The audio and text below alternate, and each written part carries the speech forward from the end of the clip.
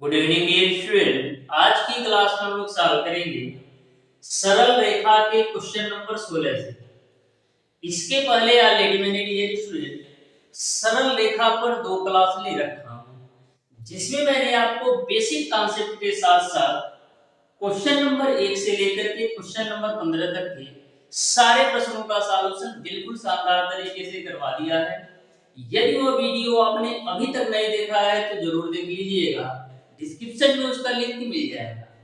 Dear student, आज की class में हम लोग सॉल्व करेंगे क्वेश्चन नंबर 16 से लेकर के आगे के प्रश्नों को। सरल रेखा डियर स्टूडेंट आपका एक ऐसा चैप्टर है जिससे आपके पॉलिटेक्निक अथवा आईईआरटी एंट्रेंस एग्जाम में प्रत्येक वर्ष 3 से 4 क्वेश्चन पूछे जाते हैं। तो प्रत्येक क्वेश्चन के कॉन्सेप्ट को आपको समझने की बहुत ज्यादा जरूरत है।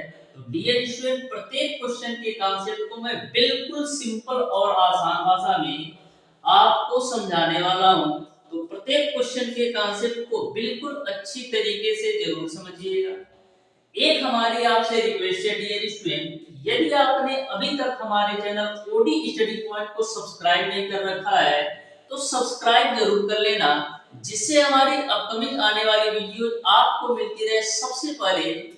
तो डियर स्टूडेंट, स्टार्ट करेंगे आज की क्लास को। देखते हैं डियर स्टूडेंट क्वेश्चन नंबर 16। बिल्कुल सिंपल सा क्वेश्चन है, आप ध्यान से समझिएगा।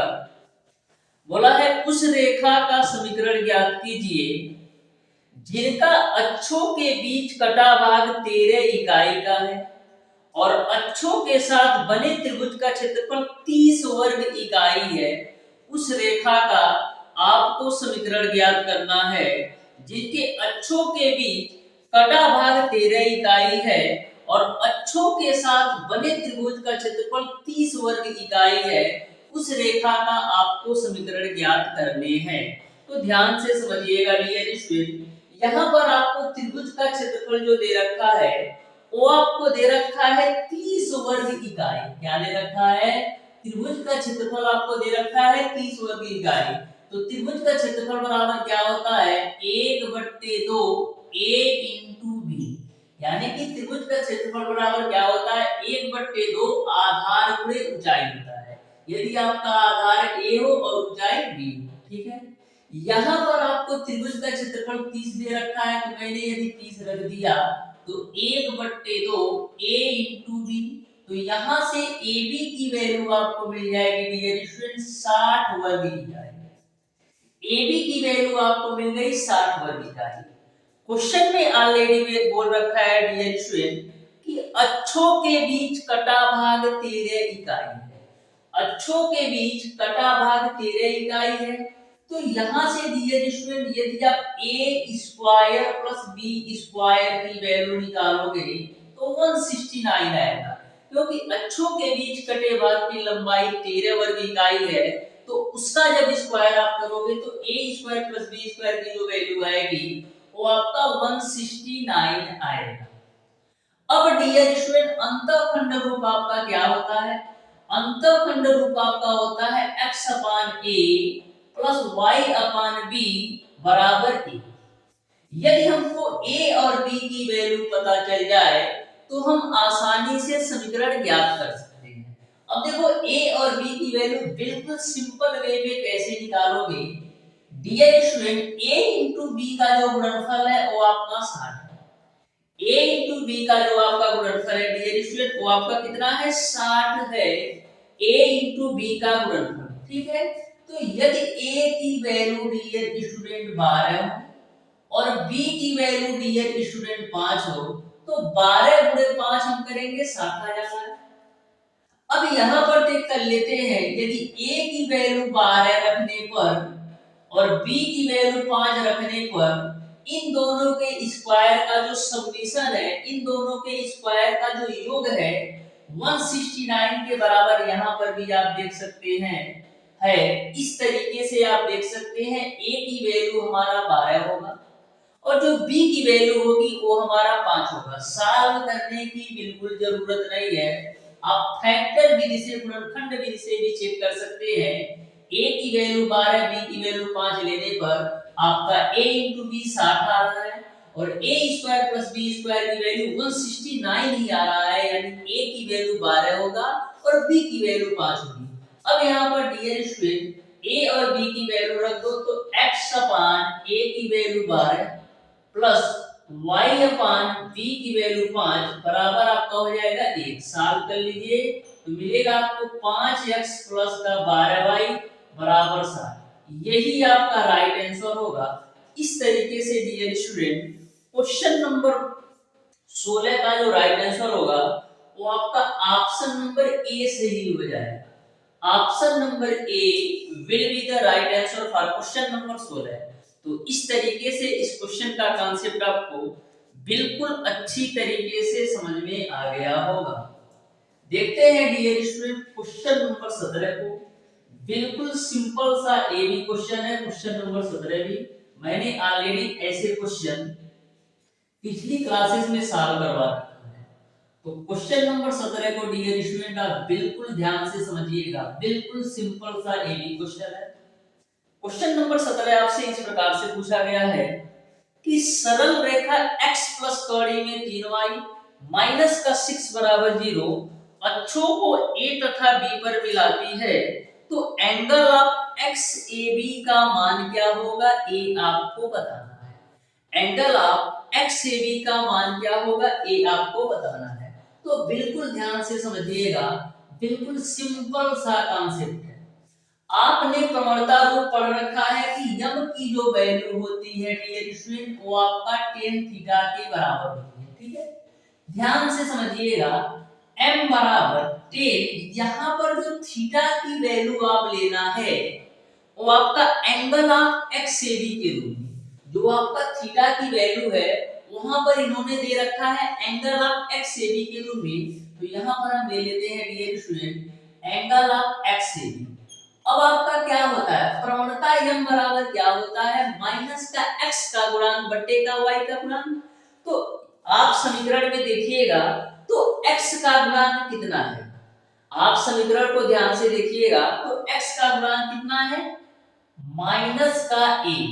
x का गुणांक 1 है। आपका फार्मूला क्या होता है, माइनस का x का गुणांक बटे y का गुणांक। तो माइनस का x का गुणांक 1 है बटे y का गुणांक आपका समीकरण में कड़ी में 3 है। बस आपका क्वेश्चन सॉल्व हो गया। तो tan एंगल ऑफ XAB बराबर क्या मिल जाएगा, tan के पदों में कितने डिग्री का मान डियर स्टूडेंट, tan के पदों में डियर स्टूडेंट कितने डिग्री का मान आपका 1 बट्टे माइनस का 1 बट्टे कड़ी में 3 होता है। तो tan 120 डिग्री का मान डियर स्टूडेंट tan के पदों में माइनस का 1 बट्टे कड़ी में 3 होता है। तो tan से tan कैंसिल आउट होगा, तो एंगल ऑफ XAB की जो वैल्यू आएगी वो आपका 120 डिग्री आ जाएगा। इस तरीके से डियर स्टूडेंट क्वेश्चन नंबर 17 का ऑप्शन नंबर डी सही हो जाएगा। क्वेश्चन बिल्कुल सिंपल था, बस आपको एंगल ऑफ XAB यानी थीटा की जगह पर एंगल ऑफ XAB दे करके आपको कंफ्यूज कर रखा था और कुछ नहीं था। आपने सीधे प्रवणता बराबर माइनस का x का गुणांक बटे y के गुणांक से सॉल्व कर लिया। नेक्स्ट क्वेश्चन को देखिएगा डियर स्टूडेंट, जो कि आपका है क्वेश्चन नंबर 18। बहुत ही सिंपल और आसान सा ये क्वेश्चन है। बोला है बिंदु 2, -3 से गुजरने वाली एवं दोनों अक्षों पर बराबर अंतखंड काटने वाली सरल रेखा का समीकरण क्या होगा, ये आपको बताने हैं। बोला है बिंदु 2, -3 से गुजरने वाली एवं दोनों अक्षों पर बराबर अंतखंड काटने वाली सरल रेखा का समीकरण क्या है, ये आपको बताना है। तो सबसे पहले डियर स्टूडेंट मैं मान लेता हूं कि जो आपका सरल रेखा का समीकरण है वो आपका x + y = a है। मैंने मान लिया डियर स्टूडेंट कि सरल रेखा का जो समीकरण है, या कह सकते हो जो रेखा का समीकरण है x + y = आपका a है। यह जो आपकी रेखा है 2, -3 से गुजरती है। यह जो आपकी रेखा है ये आपका 2, -3 से गुजरती है। इसको आप मान लो समीकरण 1। समीकरण 1 जो है 2, -3 से गुजरती है, यानी x की वैल्यू 2 होगी और y की वैल्यू -3 होगी बराबर है। यहां से a की वैल्यू निकालोगे तो -1 मिल जाएगा। ठीक, अब डियर स्टूडेंट a बराबर माइनस का एक समीकरण एक में रख दो तो क्या मिलेगा x प्लस वाई बराबर माइनस का एक, जिसको हम लिख सकते हैं x प्लस वाई प्लस एक बराबर जीरो। यही आपका राइट आंसर होगा। इस तरीके से डियर स्टूडेंट क्वेश्चन नंबर 18 का ऑप्शन नंबर ए जो होगा ना बिल्कुल राइट आंसर होगा। तो देख सकते हैं डियर स्टूडेंट, यदि आपको बेसिक कॉन्सेप्ट अच्छी तरीके से पता हो तो मैक्सिमम 2 से 3 स्टेप में किसी भी क्वेश्चन के कॉन्सेप्ट को, किसी भी क्वेश्चन को बिल्कुल सिंपल तरीके से आप सॉल्व कर सकते हो। देखिएगा डियर स्टूडेंट नेक्स्ट क्वेश्चन जो कि आपका है क्वेश्चन नंबर 19। तो बिल्कुल ध्यान से समझिएगा, बिल्कुल सिंपल और आसान सा ये भी क्वेश्चन है। आपको बहुत ही सिंपल तरीके से इस क्वेश्चन का भी कॉन्सेप्ट आपको बताने वाला हूं। तो क्वेश्चन नंबर 19 को आप बिल्कुल ध्यान से समझिएगा डियर स्टूडेंट। तो क्वेश्चन नंबर 19 आपका इस प्रकार से है, उस रेखा का समीकरण जो x upon a plus y upon b बराबर a तथा x upon b plus y upon a बराबर a के प्रतिच्छेद बिंदु से होकर जाती है तथा जिस पर मूल बिंदु स्थित है उस रेखा का समीकरण ज्ञात करना है। क्वेश्चन आपका इस प्रकार से है, उस रेखा का समीकरण जो x upon a plus y upon b बराबर a तथा x upon b plus y upon a बराबर एक के प्रतिच्छेद बिंदु से होकर जाती है तथा जिस पर मूल बिंदु पर स्थित है ये आपको बताना है। तो सबसे पहले डियर स्टूडेंट मैं मान लेता हूं कि जो रेखा का अभिष्ट समीकरण है उसको मैं इस तरीके से मान लेता हूं, आपको दे रखा है x अपान ए प्लस का y अपान b बराबर ए। x अपान ए प्लस वाई अपान बी बराबर एक, तो एक को हम लेफ्ट साइड लाएंगे तो माइनस का एक हो जाएगा। ये आपको क्लियर है, ठीक है। यहां पर आप प्लस का के ले लो। उसके बाद से जो दूसरा समीकरण दे रखा है वो आपको दे रखा है x upon b plus y upon a बराबर में एक है। एक को जब लेफ्ट साइड लाओगे तो माइनस का एक हो जाएगा और ए आपका हो जाएगा बराबर जीरो। यहां तक आपको सारी बातें अच्छी तरीके से समझ में आती होगी। अब यह जो अभिष्ट समीकरण है dear student zero comma zero से होकर गुजरती है। यह जो आपका अभिष्ट समीकरण है जीरो कामा जीरो से होकर गुजरती है, यानी x की भी वैल्यू जीरो है और y की भी वैल्यू जीरो है। तो x की वैल्यू जीरो होगी तो ये पूरा खत्म, y की वैल्यू जीरो होगी ये पूरा खत्म, x की वैल्यू जीरो होगी ये पूरा खत्म और y की वैल्यू जीरो होगी ये पूरा खत्म, ठीक है। अब देखो यहां से मिलेगा आपको माइनस का a, अब प्लस के का गुणा माइनस में करोगे तो माइनस का k बराबर जीरो, तो k की वैल्यू आपको मिल जाएगी डियर स्टूडेंट माइनस का 1। यहां तक आपको समझ में आ गया होगा। अब k बराबर माइनस का 1 इस पूरे अभिष्ट समीकरण में रख दो। k बराबर माइनस का 1 इस अभिष्ट समीकरण में रख दो तो हम रख देते हैं x अपान a प्लस का y अपान b और माइनस का a। k की वैल्यू हम माइनस का 1 रखेंगे, ठीक है। फिर यहाँ पर x अपान b प्लस का y अपान a और माइनस का 1 बराबर 0, ठीक है। अब देखना dear student x upon a plus y upon b minus का a, इस माइनस 1 का गुणा पूरे ब्रैकेट में कर दो तो क्या मिलेगा माइनस का x अपान b माइनस का y अपान b, अब माइनस 1 का गुणा माइनस 1 में करोगे तो प्लस का 1 बराबर 0। a plus 1 minus 1 cancel out हो जाएंगे। आगे ध्यान से देखो। अब देखो डियर स्टूडेंट इसको हम एलसीएम लेके सॉल्व करते हैं तो एलसीएम आपको क्या मिलेगा a इंटू का b। एलसीएम आपको मिलेगा a इंटू का b और ऊपर मिलेगा आपको bx प्लस का a। क्या मिल जाएगा bx प्लस का ay आपको ऊपर मिल जाएगा, ठीक है। बीच में माइनस है तो माइनस लगा देते हैं। अब देखना ध्यान से, इन दोनों से हम माइनस कॉमन लेते हैं। इन दोनों से हम माइनस कॉमन ले लिया तो दो कॉमन मैंने माइनस ले लिया तो यह दोनों वैल्यू प्लस हो जाएगी, ठीक है। x upon b plus y upon a है, क्या है y अपान a है। तो a और b का एलसीएम लोगे तो आपको क्या मिलेगा a b मिलेगा। इसको सॉल्व करोगे तो मिलेगा आपको ax प्लस का by। क्या मिलेगा? ax प्लस का by। यहां तक आपको क्लियर है? बराबर 0। मैंने क्या किया, एलसीएम लेके सॉल्व कर दिया और यहां से मैंने माइनस कॉमन लिया तो ये दोनों वैल्यू आपकी पॉजिटिव हो गई। ठीक है, अब देखना फाइनली आपको क्या मिलेगा। दोनों के हर समान है तो मिलेगा आपको bx प्लस का ay माइनस का ax प्लस का by बराबर में 0। ठीक है, अब देखो यहां पर आपका हो जाएगा bx प्लस ay माइनस का गुणा करा दो तो माइनस का ax माइनस का by बराबर 0। ठीक है, उसके बाद से x वाली वैल्यू को एक तरफ कर लो तो देखो x वाली वैल्यू को एक तरफ करते हैं। ठीक है, तो यहां से इससे और इससे हम क्या कॉमन ले लेंगे, x कॉमन लेंगे। ठीक है, तो मिलेगा आपको b माइनस का a।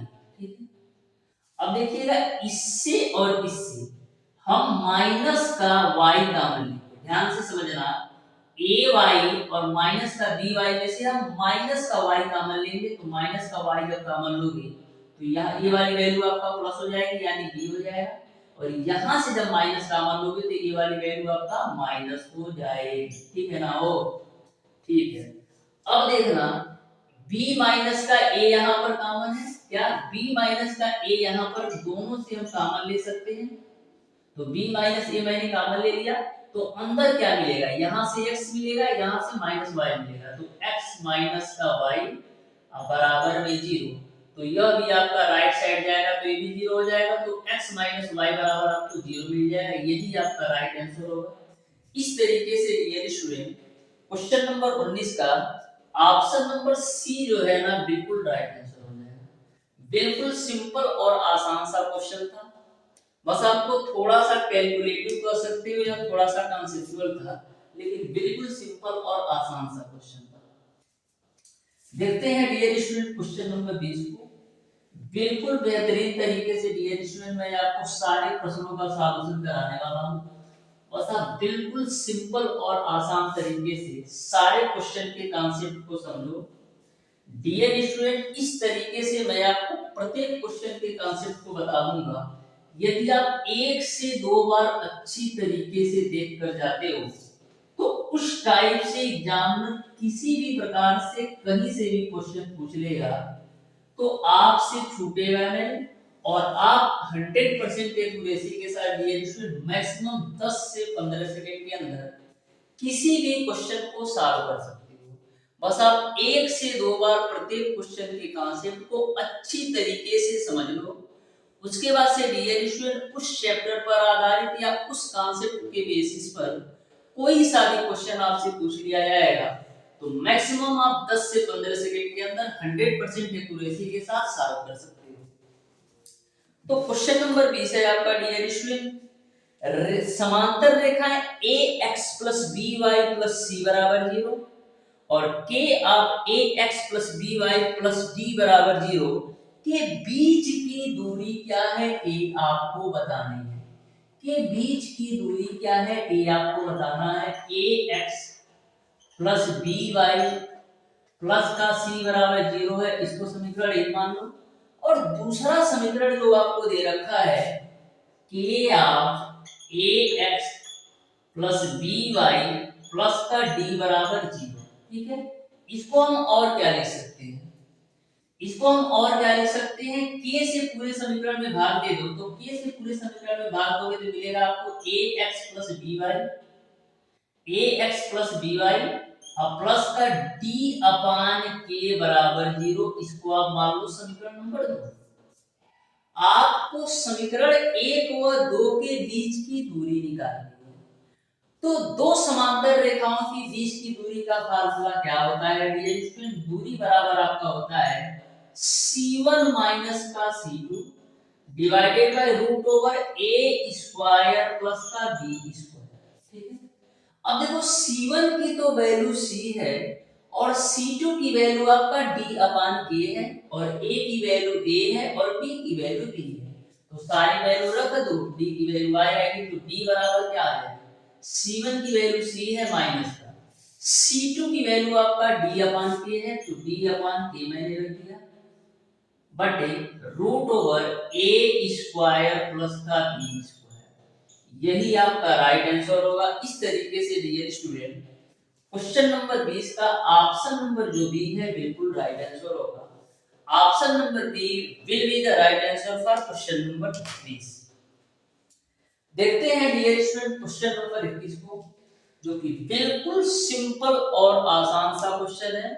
ऐसा क्वेश्चन मैंने ऑलरेडी पिछली क्लास में ही सॉल्व करवा रखा है। बिल्कुल सिंपल तरीके से आप इस क्वेश्चन को भी सॉल्व कर सकते हो। बहुत ही सिंपल सा क्वेश्चन ये भी है। तो देखिएगा डियर स्टूडेंट क्वेश्चन नंबर 21 को भी बोला है, एक सीधी रेखा जो 0,0 से गुजरती है तथा सीधी रेखा 2x + 3y बराबर 6 पर लंब है, तो उसका आपको समीकरण ज्ञात करना है कि उसका समीकरण क्या होगा। ठीक है, तो एक आपको बिंदु दे रखा है 0,0 और समीकरण आपको दे रखा है डियर स्टूडेंट 2x + 3y बराबर 6। 2x + 3y बराबर 6। तो कभी भी यदि आपको एक बिंदु पता हो और एक समीकरण आपको दे रखा हो, तो आपसे उस रेखा का समीकरण पूछा जाए तो आप कैसे ज्ञात करते हो? सबसे पहले डियर स्टूडेंट दिए गए समीकरण से आप m की वैल्यू निकालते हो। तो m बराबर क्या होता है? माइनस का x का गुणांक बटे y का गुणांक। तो माइनस का x का गुणांक 2 और y का गुणांक 3। ठीक है, अब समीकरण ज्ञात कर लो। फार्मूला क्या होता है? x y माइनस y1 बराबर, फार्मूला क्या आपका होता है? y माइनस का y1 बराबर m x माइनस का x1 होता है। तो y1 की वैल्यू 0 है, m की वैल्यू माइनस का 2/3 है, x माइनस x1 की वैल्यू 0 है। तो मिल जाएगा आपको 3y बराबर माइनस का 2x, जिसको हम क्या लिख सकते हैं? 2x प्लस का 3y बराबर 0। यही आपका राइट आंसर होगा क्वेश्चन नंबर 21 का, यानी ऑप्शन नंबर बी जो होगा बिल्कुल राइट आंसर होगा। देखिएगा डियर स्टूडेंट क्वेश्चन नंबर 22 को, जो आपका डियर स्टूडेंट क्वेश्चन नंबर 22 है, ऐसा क्वेश्चन ऑलरेडी मैंने सॉल्व भी करवा रखा है। मैं आपको बता देता हूं कौन सा क्वेश्चन है। तो क्वेश्चन नंबर 22 की तरह डियर स्टूडेंट मैंने आपको क्वेश्चन नंबर 13 बताया था। जो आपका क्वेश्चन नंबर 22 है, सेम कॉन्सेप्ट था क्वेश्चन नंबर 13 का। तो क्वेश्चन नंबर 22 को आप लोगों को सॉल्व कर लेना है एट क्वेश्चन नंबर 13 की तरह। क्वेश्चन नंबर 23 को आप ध्यान से समझिएगा। बिल्कुल सिंपल और आसान सा ये भी क्वेश्चन है। क्वेश्चन नंबर 23 भी बिल्कुल सिंपल और आसान सा क्वेश्चन है। क्वेश्चन नंबर 22 को आप क्वेश्चन नंबर 13 की तरह सॉल्व कर लेना। उसी तरह से सेम कॉन्सेप्ट पर इसको भी आप सॉल्व कर सकते हो। तो क्वेश्चन नंबर 23 है आपका डियर स्टूडेंट, कोई रेखा x अक्ष पर 4 इकाई का अंतःखंड काटती है और मूल बिंदु से रेखा पर डाला गया लंब x अक्ष से 60 डिग्री का कोण बनाता है। रेखा द्वारा y अक्ष पर कटे अंतःखंड की लंबाई क्या होगी, ये आपको बताना है। ठीक है, तो बिल्कुल सिंपल सा ये भी क्वेश्चन है, आप ध्यान से समझिएगा। क्वेश्चन में बोला है कि कोई रेखा x अक्ष पर 4 इकाई का अंतःखंड काटती है और मूल बिंदु से रेखा पर झुका गया लंब जो है x अक्ष से 60 डिग्री का कोण बनाता है। तो रेखा द्वारा y अक्ष पर कटे अंतःखंड की माप क्या होगी, ये आपको बताना है। तो आपको क्या पता है? आपको पता है कि अंतःखंड रूप जो आपका होता है x अपान a प्लस का y अपान b बराबर में 1 होता है। अंतःखंड रूप x upon a plus y upon b बराबर 1 दे रखा है। अब आ जाओ क्वेश्चन पे। बोला है कोई रेखा x अक्ष पर 4 इकाई का अंतःखंड काटती है। x अक्ष पर 4 इकाई का अंतःखंड काटती है, मतलब ये है कि a की वैल्यू 4 है। तो x अपान 4 प्लस y अपान b बराबर में 1। तो इसको सॉल्व करोगे तो मिलेगा आपको bx प्लस 4y बराबर में 4b, इसको मान लो a, ठीक है ना। ओ इसको मैंने मान लिया समीकरण नंबर 1। अब रेखा का हम लोग प्रवणता रूप निकालते हैं।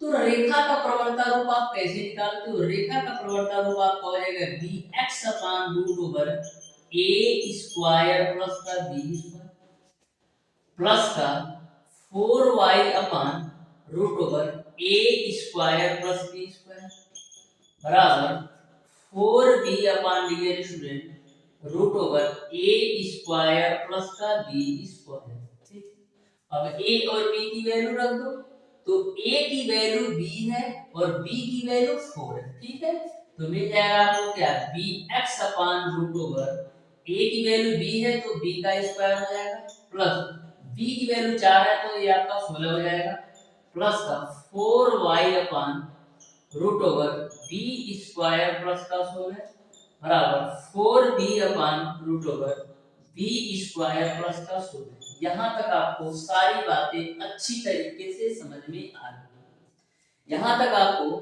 सारी बातें अच्छी तरीके से समझ में आ रही है। अब डियर स्टूडेंट जो आपका यह मेन समीकरण है, इसको आप मान लो समीकरण 2। इस समीकरण को हम लोग लंब रूप x cos alpha plus y sin alpha बराबर p से कंपेयर करेंगे।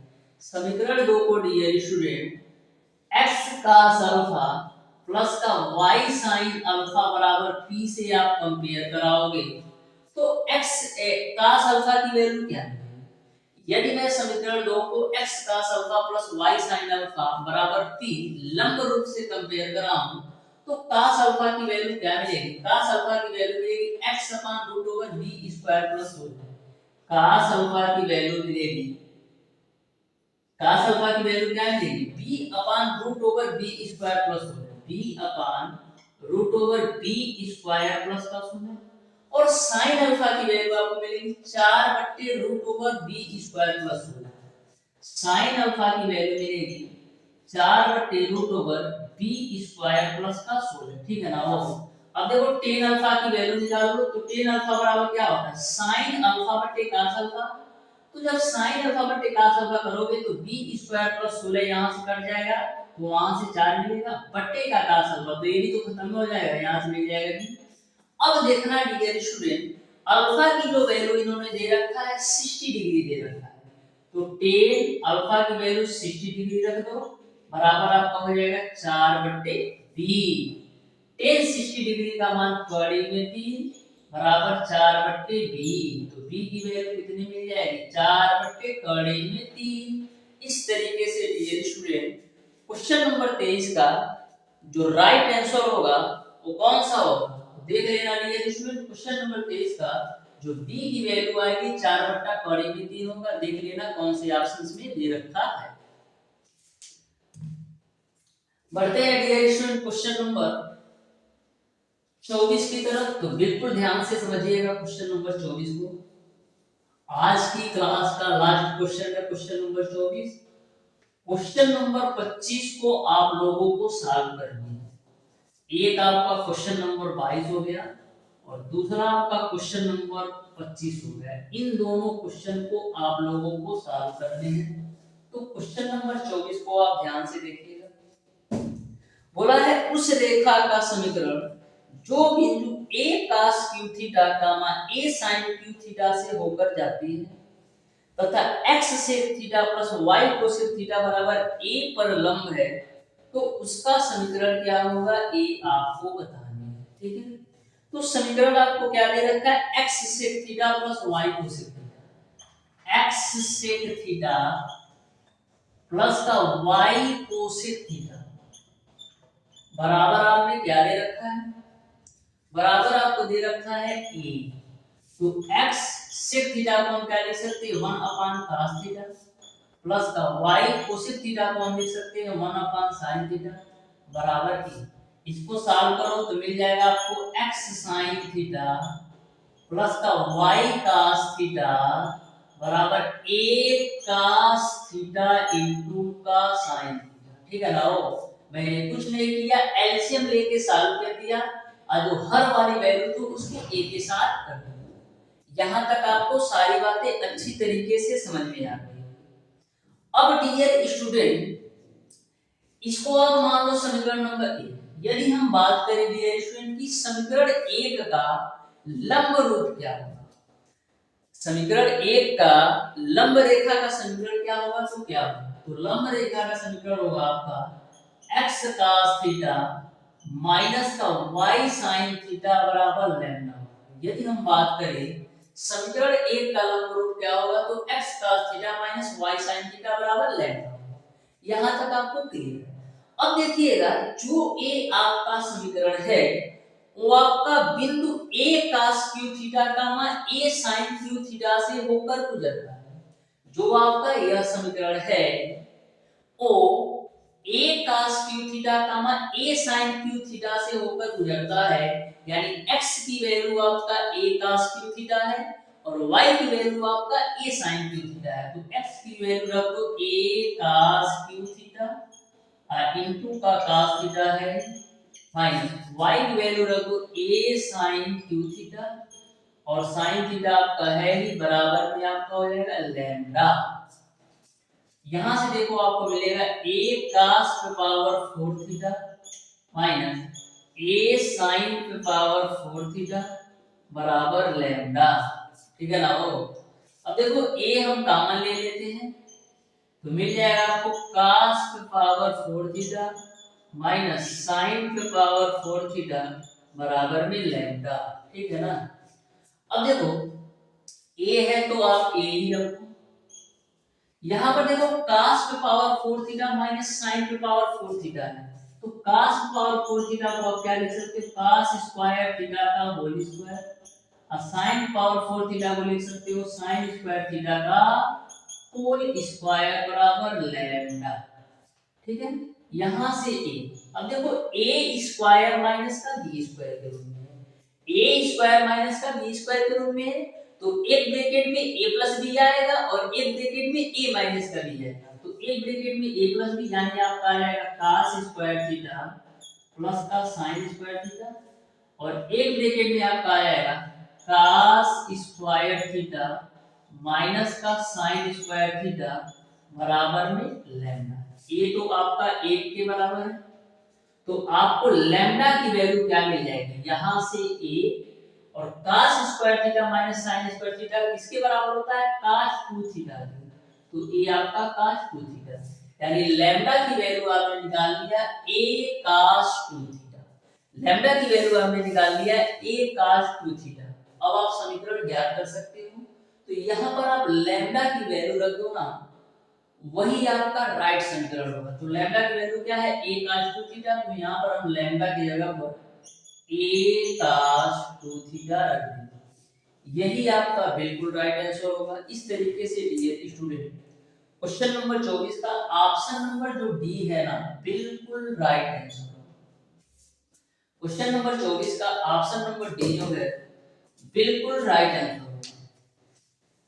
तो क्वेश्चन नंबर 22 और क्वेश्चन नंबर 25 इन दोनों प्रश्नों को बिल्कुल सिंपल और आसान तरीके से सॉल्व कर लेना और बताना डियर स्टूडेंट कि इन क्वेश्चंस के कौन से ऑप्शन सही होंगे। तो डियर स्टूडेंट आज की क्लास आपको कैसी लगी कमेंट बॉक्स में कमेंट करके जरूर बताइएगा। मिलते हैं डियर स्टूडेंट नेक्स्ट क्लास में, तब तक के लिए धन्यवाद।